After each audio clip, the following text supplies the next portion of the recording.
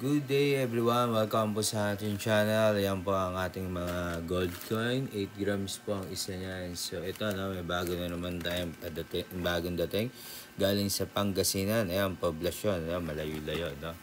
So bubuksan na po natin siya. Ayan. Thank you.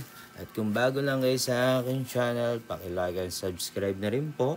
Paki-share nyo na rin po. At take note na, bumibili po tayo ng mga silver at gold coin. At kung gusto niya rin ng mga coin natin, maaari din kayong mag-message po sa akin. Ano po?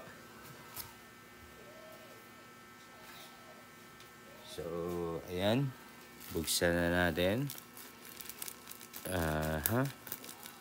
Ang ating bagong gold coin. Ano lang to? Maliit lang to. Maliit lang to. Hindi siya foreign coin siya. Hindi siya galing sa Pilipinas. So, hindi siya Philippine coin. I mean. Ayan, selyado. Ayan. Hop, this is it. So, ito yung ating bago nating gold coin. So, tabi na muna natin yung iba. So, ayan, mga kanilang mga lagayan. Ayan, ang ganda, di ba? May kanya-kanya silang box. Ayan, Saudi gold coin yan, 8 grams. 8 grams each. Ito yung isa. So, ayan.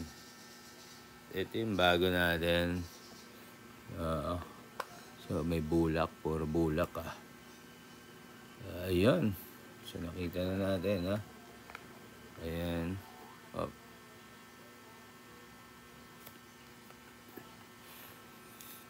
Sa kondisyon, maganda siya. Okay pa siya. Parang good condition siya. Check lang natin mabuti. Baka clean coin.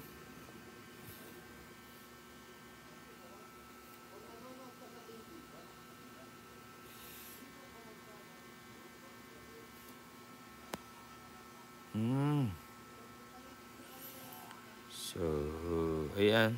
Medyo clean na siya. Ayan, detalye niya. Clean coin siya.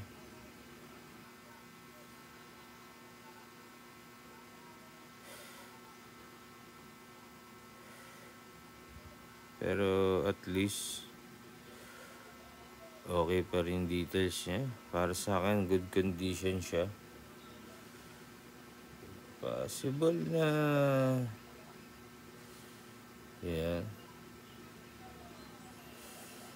Clean. Nagasgas lang talaga. Hindi ko lang alam kung ano. Ito yung isa kasi 8 grams naman to. 8 grams.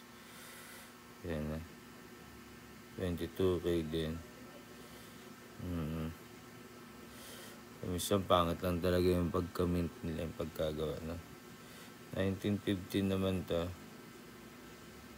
22K. So this one is 2 grams. Yeah. Gold is gold pa rin naman yan. Gold is gold. So, ayan mga kaibigan. Ito na ating bagong gold coin. Thank you everyone. At kung gusto kayong i-share or i-message lang po ako. Opo, bumibili po tayo ng mga old coins, silver or gold. And thank you everyone and God bless.